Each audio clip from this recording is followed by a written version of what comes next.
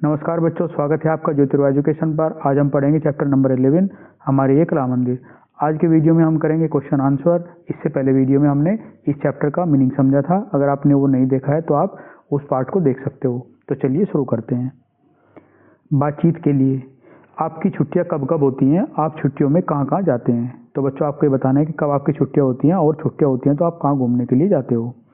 तो आप आंसर लिखोगे। उत्तर, हमें गर्मी, सर्दी और त्योहारों में छुट्टियां मिलती हैं। मैं छुट्टियों में ननिहाल, नानी के घर, दादी के घर और धार्मिक स्थानों पर जाता या जाती हूँ। क्वेश्चन नंबर सेकंड, अजंता और एलोरा की गुफाओं के भीतर दीवारों पर अत्यंत सुंदर चित्र बने थे।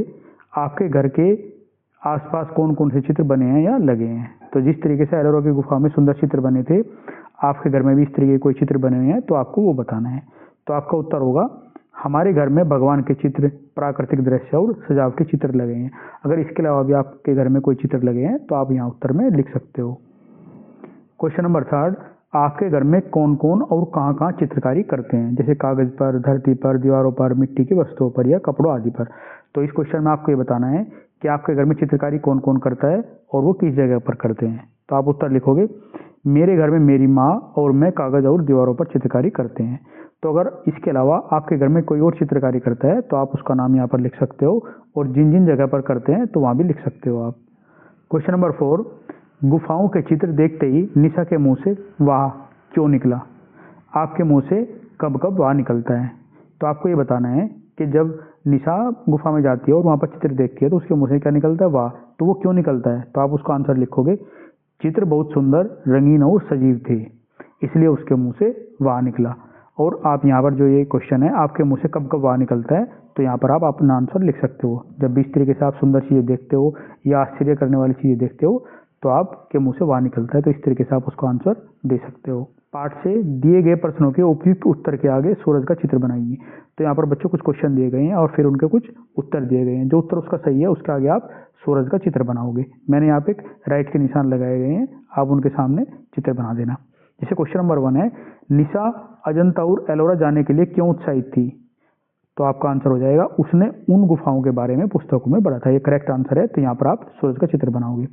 क्वेश्चन नंबर 2, निशा को अजंता और एलोरा देखकर कैसा लगा? उसे आश्चर्य हुआ था। तो यहाँ पर आप सूरज का चित्र बनाओगे।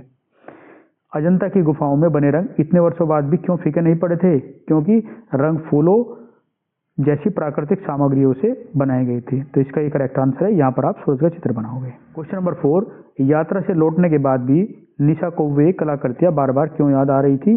क्योंकि गुफाओं की सभी कलाकृतियां बहुत आकर्षक थी। तो ये करेक्ट आंसर है इसका। यहाँ पर आप फिर सूरज का चित्र बना दो। सोचिए और लिखिए। नीचे दिए गए प्रश्नों के उत्तर अपनी लेखन पुस्तिका में लिखिए। क्वेश्चन नंबर 1, अजंता में निशा ने क्या क्या देखा? तो आपका उत्तर होगा, निशा ने गुफाएं, दीवारों पर बने चित्र, बुद्ध के जीवन से जुड़े दृश्य, मूर्तियां, नदियों और फूलों से भरी घाटी देखी। क्वेश्चन नंबर 2, कैलाश मंदिर के बारे में आपको कौन कौन सी बातें सबसे अधिक आश्चर्यजनक लगी? जो कैलाश मंदिर होता है, जब उसकी मौसी उसको बताती है कि ये यहाँ का प्रसिद्ध मंदिर है और ये एक पहाड़ी को ऊपर की तरफ से काट कर बनाया गया है, वो बात जो है उसकी सबसे आश्चर्यजनक बात थी। तो ये आपको आंसर लिखना है। आपका उत्तर होगा, पूरा मंदिर एक ही चट्टान को ऊपर से तराश कर काट काट कर बनाया गया था। क्वेश्चन नंबर 3, मौसी जी ने छोटी और बड़ी गुफा के बारे में क्या बताया? तो आपका उत्तर होगा, कुछ गुफाएं बहुत बड़ी थी और कुछ छोटी, सभी पहाड़ काट कर बनाई गई थी। क्वेश्चन नंबर 4, क्या कारण है कि अजंता की गुफाओं का मुंह पूर्व दिशा में बनाया गया है? आंसर हो जाएगा, ताकि सूर्य की किरणें सीधे गुफाओं में पड़े। नंबर 5, अजंता और एलोरा तक पहुंचने के लिए यातायात के कौन कौन से साधनों का प्रयोग कर सकते हैं? आपका उत्तर हो जाएगा, रेलगाड़ी, बस और निजी वाहन। अनुमान और कल्पना। तो बच्चों अनुमान करना है और कल्पना से आपको इनके आंसर देने हैं। क्वेश्चन नंबर 1, यदि अजंता की दीवारों के चित्र बोल सकते तो वो हमें क्या कहानियां सुनाते? तो आप उत्तर लिखोगे, वे बुद्ध के जीवन, तपस्या, दया और प्रेम की कहानियां सुनाते। इसके अलावा भी आप, अगर आपके मन में कुछ और आंसर है तो आप लिख सकते हो। क्वेश्चन नंबर 2, मान लीजिए कि आप हजारों वर्ष पहले के संसार में चले गए और आपको अजंता की गुफाओं में एक नया चित्र बनाने का अवसर मिला। आप क्या बनाएंगे और क्यों? ये तो बहुत अच्छी बात है। अगर आपको बच्चों 1000 साल पहले उन गुफाओं में जाने का मौका मिल जाए तो आप क्या बनाते? तो जो आपका मन करे वो बना सकते हो, वहाँ पे लिख सकते हो। जैसे मैंने आंसर लिखा, मैं प्रकृति और शांति का संदेश देने वाला चित्र बनाता या बनाती। तो अगर आपको कुछ और मन करता है तो आप यहाँ पर आप वो भी लिख सकते हो। जैसे कि बात, पाठ में से कुछ शब्द नीचे दिए गए हैं, इन्हें उनके मिलते जुलते अर्थों के साथ रेखाएं खींचकर मिलाइए। तो बच्चों यहाँ पर शब्द हैं, ये अर्थ हैं, तो आपको ये जो उनसे मिलते जुलता सब अर्थ होगा उसको वो मिलाना है। जैसे इन्होंने लिया है शिलाखंड, शिलाखंड क्या होता है? चट्टान या पत्थर। गुफा, कंदरा या गुहा। कुंड, कुंड क्या होता है? तालाब या जलाशय। भिक्षु, सन्यासी या याचक। तो इनको नोट कर सकते हो आप। नंबर सेकंड, निशा और मौसी ने स्टेशन पर ही विश्राम गृह में रात बिताई। यहाँ विश्राम गृह शब्द दो शब्दों से मिलकर बना है। पहला शब्द जो है वो विश्राम है और दूसरा है गृह। विश्राम का अर्थ है आराम और गृह का अर्थ है घर, अतः विश्राम गृह का अर्थ हुआ आराम करने वाला घर या स्थान। पाठ में से ऐसे ही दो शब्दों के मेल से बने अन्य शब्दों को खोजकर उनके अर्थ लेखन पुस्तिका में लिखिए। तो बच्चों जैसे विश्राम गृह शब्द है, इस तरीके के ही आपको जो एक शब्द दो शब्दों से मिलकर बना हुआ है वो ऐसे ढूंढना है आपको, फिर उसका मीनिंग लिखना है। जैसे विश्राम गृह तो हो गया, विश्राम प्लस गृह आराम करने का घर या स्थान। ऐसे रेलगाड़ी हो सकती है, रेल प्लस गाड़ी, पटरी पर चलने वाला वाहन। ऐसे प्रातःकाल, प्रातः प्लस काल, सुबह का समय। इस तरीके से शिलाखंड, शिला प्लस खंड, पत्थर का टुकड़ा। तो इस तरीके से बहुत सारे वर्ड हैं, इस तरीके से आप इनको लिख सकते हो, ये आप नोट कर सकते हो। क्वेश्चन नंबर थर्ड, निशा ने आश्चर्यचकित होकर कहा 2000 वर्ष पर आज भी इनके रंग ज्यों के त्यों कैसे हैं। ज्यों के त्यों का अर्थ होता है कोई परिवर्तन न होना। इसी प्रकार के कुछ शब्द नीचे दिए गए हैं, इनका प्रयोग करते हुए अपने लेखन पुस्तिका में वाक्य लिखिए। जैसे शब्द दिए गए हैं, ज्यों क्या त्यों, जैसे का तैसा, बिल्कुल वैसा ही, वैसा का वैसा, जैसे थे वैसे ही, वास्तविक रूप में। तो इस तरीके से इनका आप सेंटेंस बनाने हैं, आपको एक वाक्य बनाना है। जैसे वह वस्तु जैसे के तैसे ही है, तो इस तरीके से आप बना सकते हो। और भी क्वेश्चन नंबर 4, ऐसे सजीव चित्र थे कि लगता था अभी बोल पड़ेंगे। इन मूर्तियों की कारीगरी देखते ही बनती थी। रेखांकित अंशों को ध्यान से देखिए जो रेखांकित हैं। अब नीचे दिए गए वाक्यांशों से वाक्य बनाइए।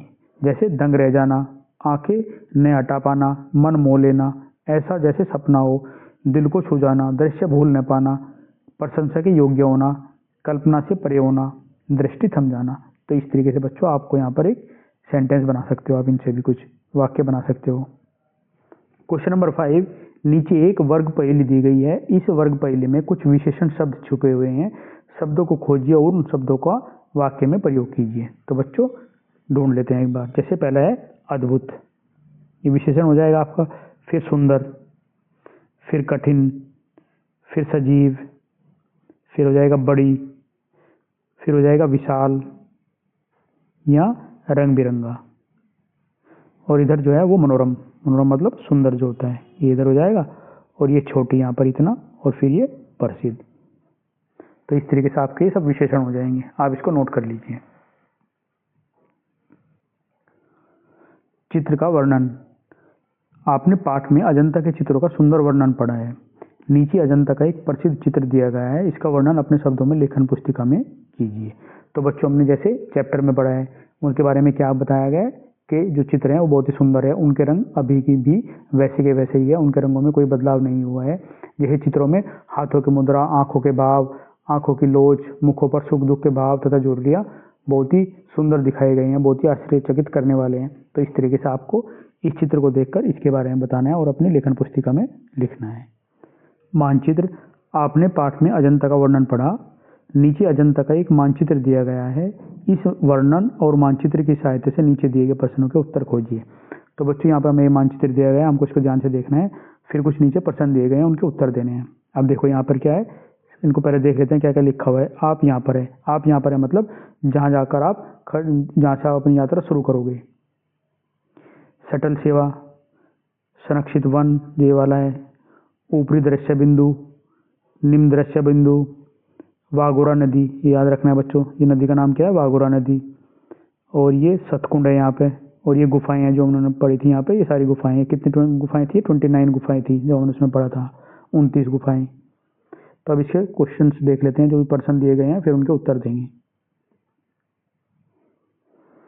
इनके प्रश्न है नदी का क्या नाम है, तो हमने वहाँ पे पढ़ा नदी का नाम क्या है, वाघोरा नदी।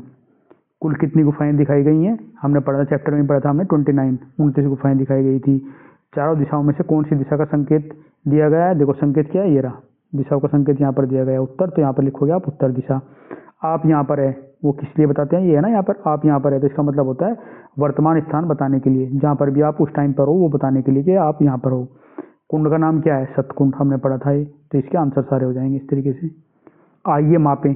लंबाई मापने के फीते की सहायता से अपने समूह के साथ मिलकर कक्षा में इन्हें मापिए और लिखिए। तो आपको क्या करना है, एक फीता लेना है, उसकी सहायता से आपको और दूसरे अपने क्लासमेट के साथ में इनकी लंबाई नापनी है, चौड़ाई नापनी है और वो लिखनी है। जैसे कक्षा की लंबाई, कक्षा की चौड़ाई, दरवाजे की चौड़ाई, खिड़की की चौड़ाई और श्यामपट्ट की लंबाई चौड़ाई। श्यामपट्ट क्या होता है, ब्लैक बोर्ड जिसको हम बोलते हैं, उसकी लंबाई और चौड़ाई लिखनी है। रंगों का संसार। आपने पाठ में पढ़ा कि रंगों को प्राकृतिक वस्तुओं का उपयोग करके भी बनाया जा सकता है। हमने पाठ में पढ़ा था कि जो चित्रों में वो रंग भरे हुए थे वो अभी भी ऐसे कैसे ही हैं, उनमें कोई बदलाव नहीं आया है। तो उसमें क्या बताया गया था कि रंगों को हम प्राकृतिक वस्तुओं से बना सकते हैं, जैसे फूल और पत्तियाँ, इस तरीके से बना सकते हैं हम। तो आगे रंग बनाने की कुछ विधियाँ दी गई हैं। अपने अभिभावकों की सहायता से इनका प्रयोग करके आप भी प्राकृतिक रंग बनाइए। तो यहाँ पर विधियाँ हैं, आप इनको घर पर बना सकते हो। जैसे अगर आपको हरा रंग बनाना है तो उसके लिए आपको सामग्री क्या चाहिए कि पालक, मेहंदी, पुदीना या हरा धनिया और पानी। और बनाना क्या है, विधि क्या है बनाने की, पालक के पत्तों को पानी में उबालिए और फिर पीस लीजिए। इस मिश्रण को छानकर गाढ़ा रंग, हरा रंग तैयार किया जा सकता है। पुदीना, धनिया व पालक की पत्तियों को धूप में सुखाकर और उसका पाउडर बनाकर आप हरे रंग को तैयार कर सकते हैं। तो ये विधि दी गई है, आप इस तरीके से घर पर बना सकते हो। फिर ये पीले रंग की विधि दी गई है। इसमें क्या चाहिएगा, आपको हल्दी का पाउडर चाहिएगा और पानी चाहिएगा। और बनाओगे कैसे, 1 चम्मच हल्दी पाउडर में थोड़ा पानी मिलाइए और इसे अच्छी तरह से घोलिए। हल्दी का रंग गहरा पीला होता है और इसे आप चित्रकारी के लिए आसानी से उपयोग कर सकते हैं। फिर इस तरीके से लाल रंग का बताया इन्होंने। लाल रंग के लिए आपको क्या चाहिएगा, चकुंदर और पानी। चकुंदर को छोटे टुकड़ों में काटकर पानी में उबालिए। इसके बाद इसे ठंडा होने दीजिए और फिर पीसकर छान लीजिए। इससे गहरा लाल रंग मिल जाएगा। आप इसे पानी के साथ पतला करके पेंट के रूप में भी प्रयोग कर सकते हैं। फिर है नीला रंग। नीले रंग के लिए क्या चाहिए आपको, नील, जो कपड़ों में लगाने वाला नील होता है वो चाहिए होता है आपको। और विधि क्या होगी, नीले रंग के लिए नील को पानी में मिला लीजिए, बस उसको पानी में आपको मिलाना होगा और वो नीला हो जाएगा। फिर भूरा रंग। भूरे रंग के लिए आपको क्या चाहिए कि सामग्री, कॉफ़ी पाउडर या चाय की पत्तियाँ और पानी। बनाओगे कैसे, इसकी विधि होगी, थोड़ा सा कॉफ़ी पाउडर या चाय की पत्तियों को पानी में उबाल लीजिए, इसे ठंडा करके प्रयोग कीजिए, इससे भूरा रंग तैयार हो जाएगा। तो बच्चों इस तरीके से आप ये सारे रंग बना सकते हो। अपने घर पे देखना, एक बार प्रैक्टिस करना।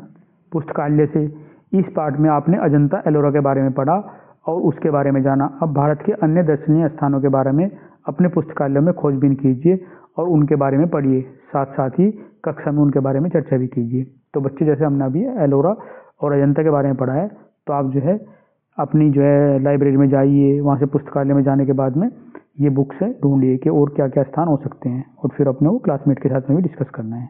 धन्यवाद कार्ड। निशा को उसकी मौसी ने अजंता और एलोरा की गुफाएं दिखाई। इस कारण निशा ने अपनी मौसी को धन्यवाद कार्ड लिखा।